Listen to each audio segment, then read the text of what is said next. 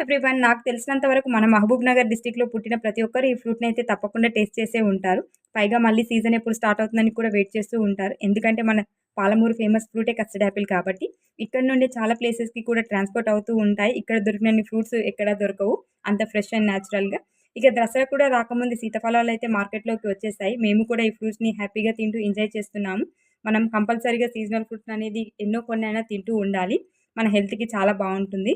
ఈ ఫ్రూట్స్‌లో ఫైబర్ కూడా బాగా ఉంటుంది. డైజెషన్ కూడా బాగా యూజ్ అవుతాయి. హార్ట్ ప్రాబ్లమ్స్ ఉన్న వాళ్ళకి కూడా చాలా మంచివి. ఇవి ఒకే రోజు ఎక్కువగా పండయిపోతాయి కాబట్టి, మనం అన్నీ తినలేనప్పుడు ఫ్రూట్స్ లోపలి పార్ట్ ఉంటుంది కదా! అదంతా కూడా తీసి బాక్స్‌లో పెట్టి ఫ్రీజర్‌లో పెడితే చాలా రోజుల వరకు పాడవకుండా ఉంటుంది. దాంతో జ్యూస్ చేసుకొని కూడా తాగొచ్చు మనకు కావాల్సినప్పుడు. ఆ జ్యూస్ ఎలా చేయాలో కూడా నేను వీడియో అటాచ్ చేస్తాను చూసేయండి. ఇంతకు మీకు బాగా పండిన ఫ్రూట్స్ తినడం ఇష్టమా? లేక కాల్చినవి ఇష్టమా? కామెంట్ చేయండి.